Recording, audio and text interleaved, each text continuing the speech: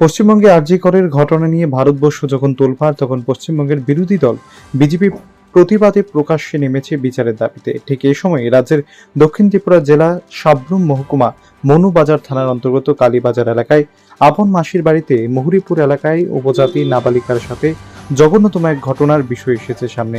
গত মাসে 24 তারিখ রাতে ওই নাবালিকা উপজাতি মেয়েটিকে মাটিতে ফেলে গলায় চেপে ধরে মেয়েটির গোপনাঙ্গে গরম জল ঢুকিয়ে দেওয়ার গুরুতর অভিযোগ ওঠে।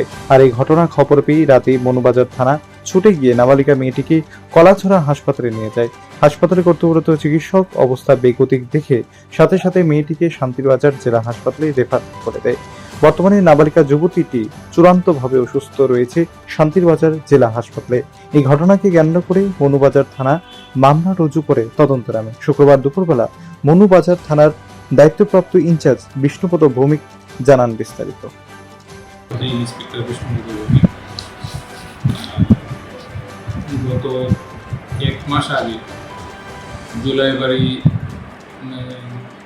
একটা মেয়েকে, জুলাই বাড়ি না অ্যাকচুয়ালি তার বাড়ি মরিপুর থেকে মথুলা সর্দার পাড়া, একটা মেয়েকে বেড়ানোর জন্য কালীবাজারে নিয়ে আসা হয় ওর মাসির বাড়িতে।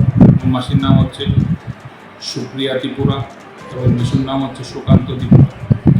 তো এই এনে ওকে রাখা হয়। এরপরে মেয়েটি নাবালক, তারপরে ওকে বয়স 14 ইয়ার্স। ওকে আবার একটা ছেলের সঙ্গে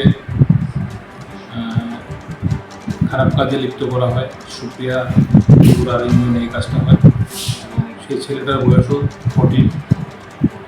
এরপরে ওর সঙ্গে প্রায় 15-16 দিন থাকার পর গত 15ই আগস্ট তাকে আবার মুহুরীপুরে তার বাড়িতে নিয়ে রাখা হয়। সেটাও সেই সুপ্রিয়া এবং তার হাজবেন্ডের নেতৃত্বেই করা হয়। ওইখানে 2 দিন থাকার পর 16 তারিখ বিকালে আরেকটা ছেলে, সেও নাবালক, তাকে ফোন করে সুপ্রিয়া ওইখানে নিয়ে যায়। নিয়ে যাওয়ার পরে ওই মেয়েটিকে, ওই দ্বিতীয় যেই নাবালক ছেলেটি, ওর সঙ্গে আবার কালীবাজারে পাঠায়। তো কালীবাজারে আসার পর ওকে একটা বিয়ের মতো করে নাটক করে ওকে বিয়ে দেওয়া হয়েছে বলে ওকে বোঝানো হয়। ওই মেয়েটি সরলতার কারণে এবং তার কম বয়সের কারণে সে কিছুই বুঝতে পারছিল না এবং তার পারিবারিক অবস্থা অত্যন্ত দরিদ্র হওয়াতে সে সব কিছুই মুখ বুঝে সহ্য করছিল।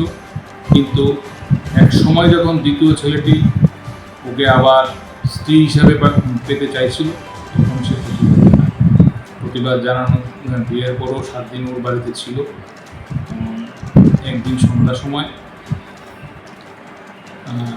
সম্ভবত এটা 24 তারিখ হবে, 24 তারিখ সন্ধ্যার সময় ওই দ্বিতীয় ছেলেটি মদ্যপান করে বাড়িতে আসে এবং ওকে গলা টিপে ধরে মাটিতে ফেলে ওর প্রাইভেট পার্টসে গরম জল ঢেলে দেয়।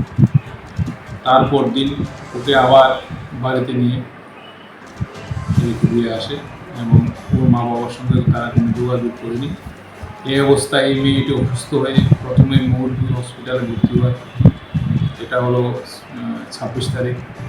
তারপর সেখান থেকে রেফার করা হয় 27/8/2024 ইংরেজিতে তাকে শান্তিরবাজার হসপিটালে রেফার করা।